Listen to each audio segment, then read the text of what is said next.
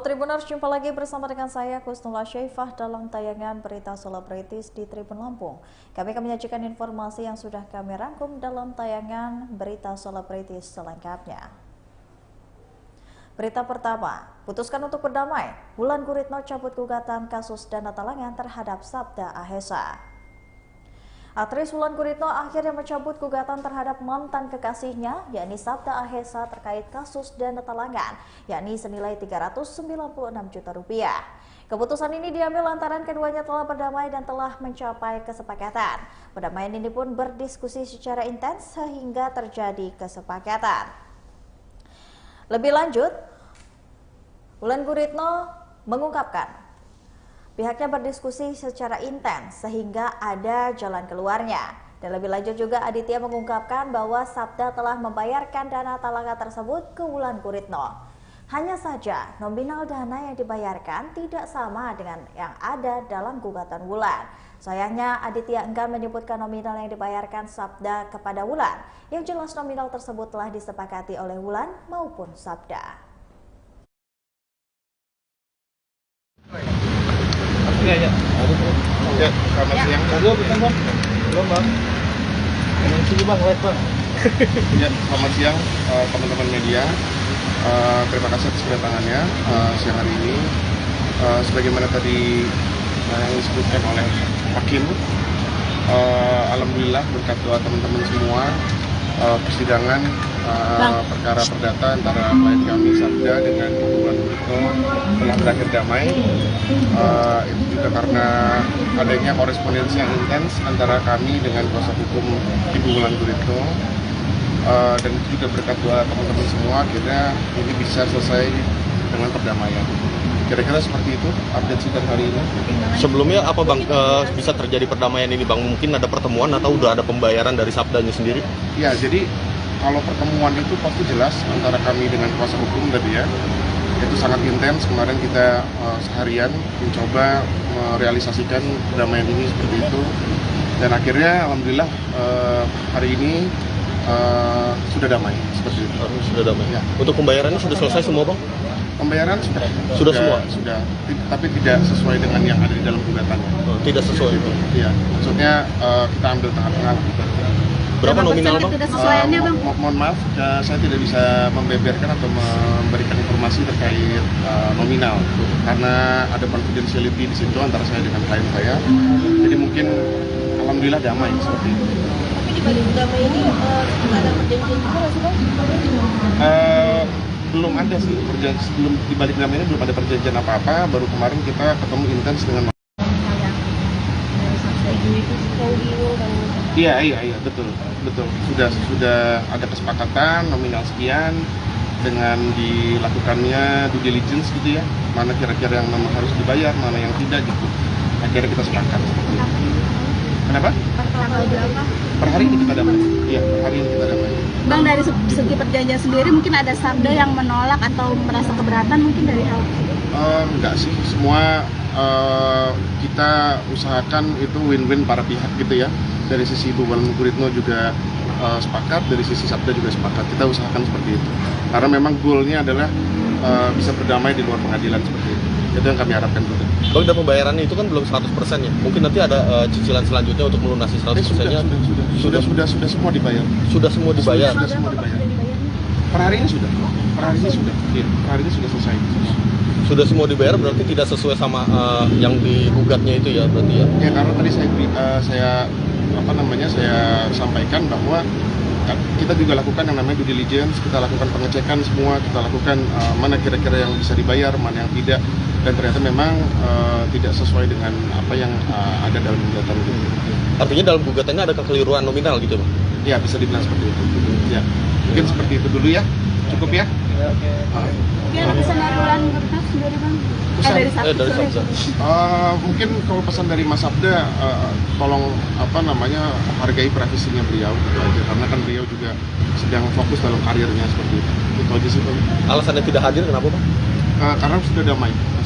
Iya, karena sudah damai, kemarin malam juga sudah sepakat kita akan memberikan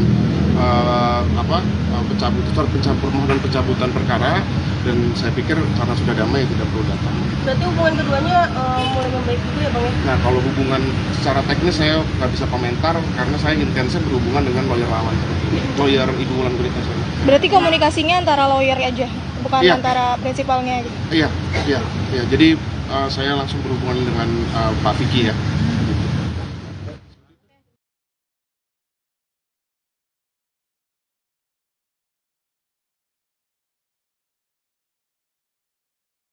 Berikut ini ada sosok Polo di mata Tessy adalah pelawak yang cerdas.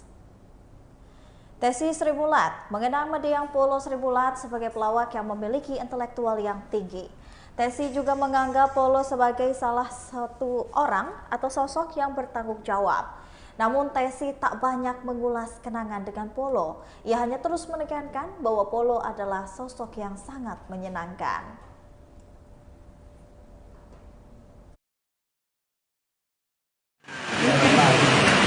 Pasti mau lewat.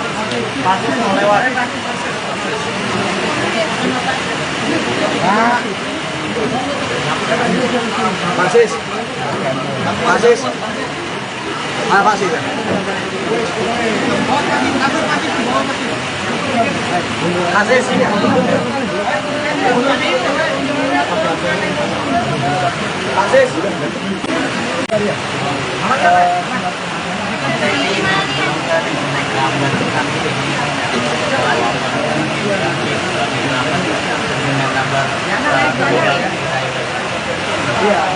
Mungkin dalam keputusan tempat saya yang selalu saya yang suka main video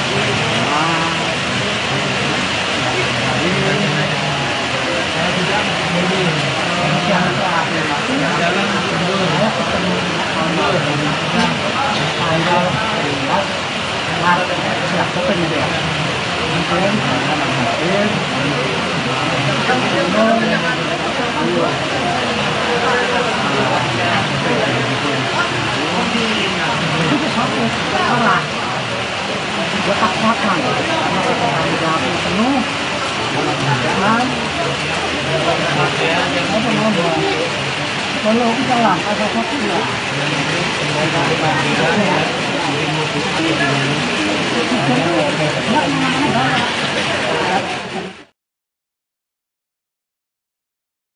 Berikut ini ada Happy Asmara hingga Dewi Persik yang siap akan guncangkan panggung.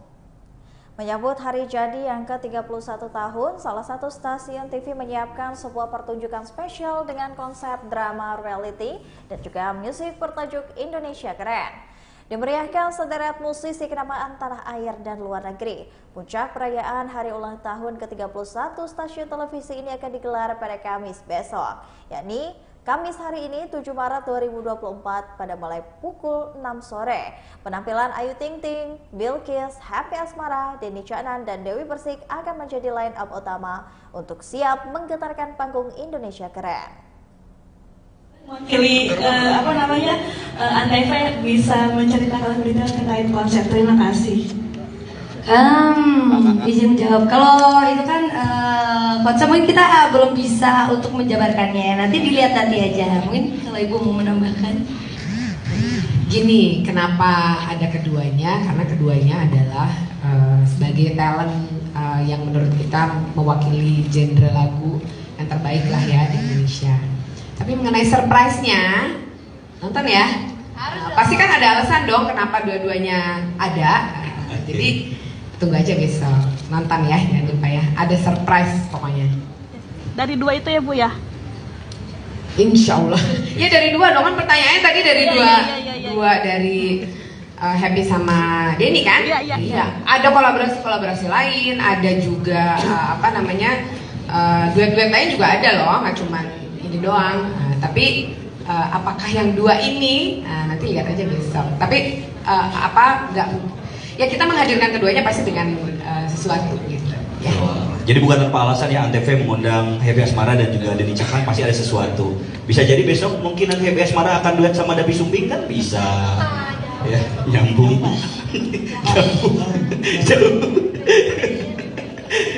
Baik, Bu Gigi, ini kan bentar lagi mau bulan suci Ramadan. Saya penasaran.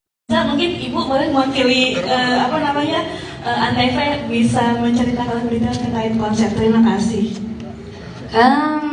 Izin jawab. Kalau itu kan konsep kita.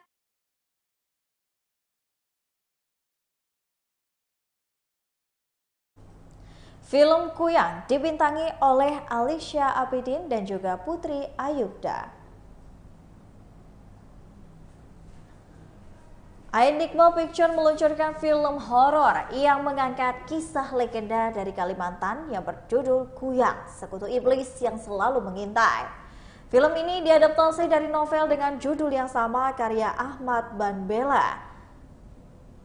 Yakni sang produser film, Aryana Yuris mengatakan, film ini tak hanya untuk menakut-nakuti, tapi juga ada cerita tentang keberagaman budaya Indonesia. Sebagai sutradara, Yongki Pangestu mengungkapkan bahwa ia tertarik untuk mengeksplor mitos di Kalimantan setelah membaca novel Kuyang. Harapannya film ini agar bisa memberikan pandangan lebih tentang kepercayaan dan kebudayaan Kalimantan dari berbagai sudut pandang. Sebagai penulis novel, Ahmad Banbela juga ikut mengungkapkan harapannya terhadap rilis film yang diangkat dari novel tulisan tersebut. Adegan ini kamu kasih sesuatu yang beda dong. Ya kayang ya masukin lah ya, karena udah tradisi kalau kerasukan tuh kayang. Kasih sesuatu yang orang lain gak kepikiran. Jadi tadi itu sebenarnya pose yoga yang saya modifikasi gitu. Jadi cukup menarik sih latihannya gitu. Dan Mas Yongki bilang ini surprise ya, jangan kasih tahu pemain lain gitu. Jadi take-nya pas ada baru pas take kita coba posisi-posisi aneh itu. Gitu. Jadi semua belajar yoga bersama saya.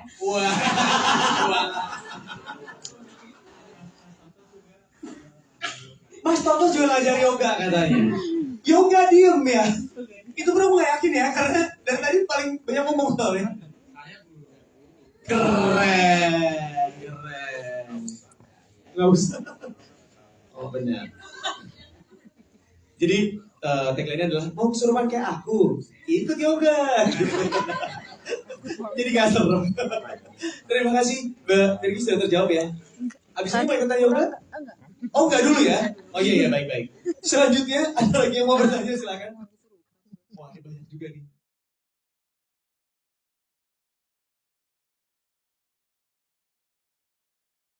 Alami infeksi paru-paru hingga gagal ginjal. Begini kronologi dari ayahanda Bim Bim Sleng meninggal dunia. Ayahanda Bim Bim Sleng, Sitrata Mahrudin, meninggal dunia di usia 88 tahun. Beliau mengembuskan nafas terakhirnya pada Senin 4 Maret 2024 pada pukul 21:27 waktu Indonesia bagian Barat di Rumah Sakit Asri Jakarta. Prosesi pemakaman pun telah berlangsung di tempat pemakaman umum Karet Bifak pada Selasa 5 Maret 2024 siang dan dihadiri oleh keluarga serta sahabat-sahabat. Bim Bim mengungkapkan bahwa selama 1 tahun terakhir ini kondisi ayahnya memang tidak stabil. Ayahnya disebut sering keluar masuk rumah sakit lantaran penyakit komplikasi yang ia derita. Turut berduka cita sebelumnya Bunda boleh.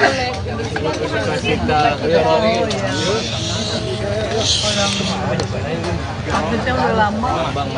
Sudah sejak kapan sih Bunda? Sejak kapan sih Bunda? Sakitnya mungkin almarhum. Tahun lalu ya. Keluar masuk rumah sakit. Hampir 1 tahun udah on off gitu. Udah masuk. Baik. Masuk.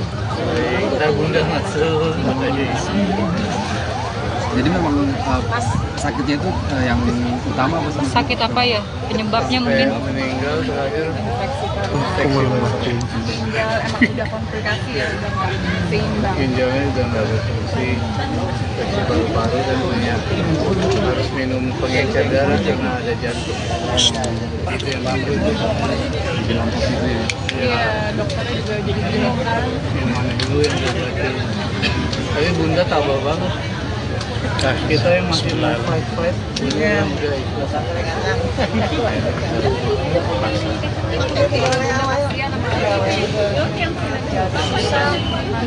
Susah ya Mas ya. Nampaknya itu batuknya itu. Batuk terus Batuk. Makan salah batuk. Tapi apa yang membuat Bunda mencoba buat ikhlas gitu untuk melepas almarhum? Ya, lihat dia udah kayak gitu ya, ininya, sakitnya. Ya masa kita nggak lepas. Kan lebih baik dilepas, supaya dia juga lega sampai di sini. Itu juga yang Bunda ajarkan buat anak-anak termasuk Mati juga ya? Semua begitu lah. Indonesia, kalian juga begitu.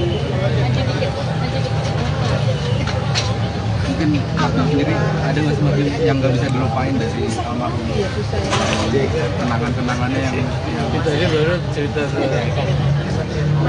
keponakan waktu pertama kali stroke ya. Hampir kolaps, nggak sadarin diri tahun lalu tuh. Terus kita udah pasrah, Bunda udah berdoa. Dia bangun lagi. Lontong mana lontong? Kebetulan waktu itu pas lebaran haji ya. Iya, takut nggak kebagian. Takut nggak bisa lontong. Karena emang doyan banget lontong. Kan Pak Sidarto orangnya senang bercanda banget. Lucunya suka di prank. Suka iseng. Itu yang masih teringat gitu ya maksudnya dari. Pas meninggal pastinya udah beneran. Kalian mau bangun lagi, mau nanya lontong antar. Mungkin ada wajangan kan, dilupakan. Selalu dikatakan. Bokap kan gue jarang baca buku, tapi bokap banyak cerita soal dia kan hidup kecil di zaman revolusi sampai masa Orde Baru adalah negara reformasi. Dari soal nasionalisme itu yang selalu ditanam di anak-anak. Hari ini selalu bilang yang harus tetap kritis, selalu ngomong yang selalu di meja makan.